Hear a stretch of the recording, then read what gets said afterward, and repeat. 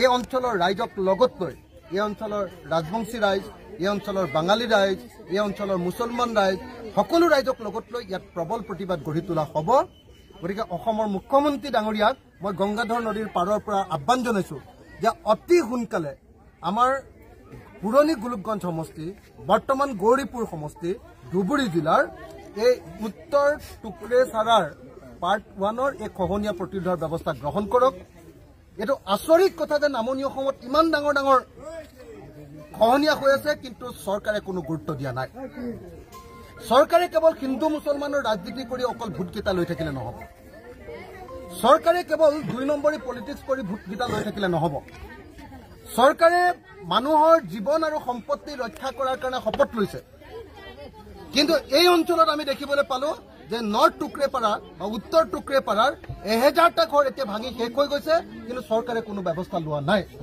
গতিকে অচিৰে ইয়াত জিঅ'বেজ প্ৰটেকশ্যন নহলে বা বল্ডাৰ প্ৰটেকশ্যনৰ কাম কৰিবৰ কাৰণে মই অসম চৰকাৰৰ মন্ত্ৰী পীযুষ হাজৰিকা ডাঙৰীয়াক দাবী জনাইছোঁ আৰু অসমৰ মুখ্যমন্ত্ৰী হিমন্ত বিশ্ব শৰ্মাক এই অঞ্চললৈ আহি এই অঞ্চলত চাই অকল চেল্ফি উঠি থাকিলে নহ'ব, তেখেতে এই অঞ্চললৈ আহি ইয়াত চাই লৈ এই অঞ্চলৰ প্ৰটেকশ্যনৰ ব্যৱস্থা গ্ৰহণ কৰিবৰ কাৰণে দাবী জনাইছোঁ। মুখ্যমন্ত্ৰীয়ে কৈছে যে বানক ৰাষ্ট্ৰীয় সমস্যা নহয়, ৰাষ্ট্ৰীয় সমাধান বুলি ঘোষণা কৰিব লাগে, সেই সময়ত কি ক'ব? মানে আমাৰ অসমৰ মুখ্যমন্ত্ৰীজনে দিল্লীৰ ওচৰত একো ক'ব নোৱাৰে। আমাৰ অসমীয়া মানুহকেইটাৰ ওপৰত বৰ মতা তেওঁ। অসমীয়া মানুহকেইটাক তেওঁ ৰাতি 2টা বজাতো গুলিয়াই মাৰি দিব পাৰে। অসমীয়া মানুহকেইটাক ৰাতিৰ ভিতৰতে ধৰি লৈ যাব পাৰে। অসমৰ মানুহৰ ওপৰত তেওঁ বহুত অত্যাচাৰ কৰিব পাৰে। তেওঁ অসমীয়া মানুহৰ ওপৰত, অসমৰ মানুহৰ ওপৰত, অসমত বসবাস কৰা মানুহবিলাকৰ ওপৰত দাদাগিৰি কৰিব পাৰে। কিন্তু কেন্দ্ৰীয় চৰকাৰৰ ওচৰত এটা বাক্য ক'ব নোৱাৰে, এটা বাক্য ক'ব নোৱাৰে, কাৰণ গোটেই জীৱনত তেওঁ কেলেংকাৰী কৰি থোৱাৰ কাৰণে কেন্দ্ৰীয় চৰকাৰে তেওঁক অনবৰতে ধমকি দি ৰাখি থয়। সেইকাৰণে অসমৰ মূল প্ৰশ্নবিলাক বান আৰু গৰাখহনীয়া সমস্যাৰ প্ৰশ্নটো তেওঁ কেন্দ্ৰীয় চৰকাৰৰ ওচৰত উত্থাপন কৰিব পাৰে। বাহিৰৰ গুজৰাটত যদি ইমান বানপানী হয়, কিমান টকা কেন্দ্ৰীয় চৰকাৰে দিয়ে? অসমত বানপানী হ'লে কেন্দ্ৰীয় চৰকাৰে কয় ইয়াত বানপানী হোৱাই নাই বুলি কৈ দিছে। অমিত শ্বাহে কৈ দিছে যে অসমত বানপানী হোৱাই নাই, ফ্লাড লাইট ছিটুৱেশ্যনহে হৈছে বুলি কৈছে। কেন্দ্ৰীয় মন্ত্ৰীবিলাকে বানপানীৰ সময়ত ফুৰিবলৈ আহিছে, ইয়াতে ব্ৰহ্মপুত্ৰৰ সৌন্দৰ্য চাবলৈ আহিছে, কিন্তু বানপানী চোৱা নাই। ভাৰতবৰ্ষৰ প্ৰধানমন্ত্ৰীয়ে ইয়ালৈ আহি কাজিৰঙা ৰাষ্ট্ৰীয় উদ্যানত গৈ তেওঁ লাইভ কৰে, কাজিৰঙা ৰাষ্ট্ৰীয় উদ্যানক লৈ তেওঁ মন কী বাত কৰে, কিন্তু অসমৰ বানপানীৰ সময়ত যেতিয়া গড় মৰে আৰু মানুহ মৰে, 78জন মানুহ এবাৰ বানপানী গৰাখহনীয়াত মৰিলে, এবাৰৰ কাৰণেও প্ৰধানমন্ত্ৰী ইয়ালৈ নাহিলে আৰু এবাৰৰ কাৰণেও মানুহৰ ওচৰত দুখ প্ৰকাশ নকৰে। আৰু 1 টকাও এতিয়ালৈকে কেন্দ্ৰীয় চৰকাৰে আমাক পইচা দিয়া নাই।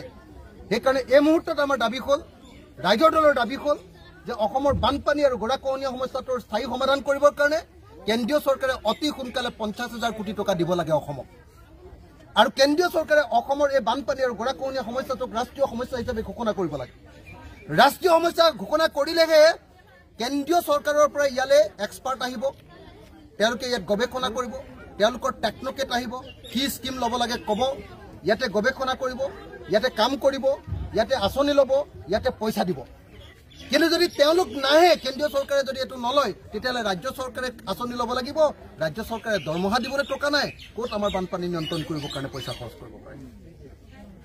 সেইকাৰণে এই মুহূৰ্তত মই ভাবোঁ যে অসমৰ বানপানীৰ সমস্যাক ৰাষ্ট্ৰীয় সমস্যা হিচাপে ঘোষণা কৰিবই লাগিব, আৰু অসমৰ বানপানী আৰু গৰাখহনীয়া সমস্যাক ৰাষ্ট্ৰীয় সমস্যা ঘোষণা কৰি অসমৰ এই বানপানীৰ সমস্যাৰ কাৰণে কেন্দ্ৰীয় চৰকাৰে পইচা দিব লাগিব। ইয়াৰ বিপৰীতে বিজেপিয়ে কি কৰিছে জানে? বিজেপি দলে কি কৰিছে জানে? বানপানীৰ গৱেষণা কৰিবৰ কাৰণে নদী গৱেষণা কেন্দ্ৰ বশিষ্ঠত আছিলে, নদী গৱেষণা কেন্দ্ৰৰ মাটি দখল কৰি বিজেপি দলৰ ৰাজ্যিক কাৰ্যালয় বশিষ্ঠত স্থাপন কৰিছে অসমৰ নদী গৱেষণা কেন্দ্ৰৰ ঠাইত। তেওঁলোকে ক'ত বানপানীৰ সমস্যাৰ সমাধান কৰিব?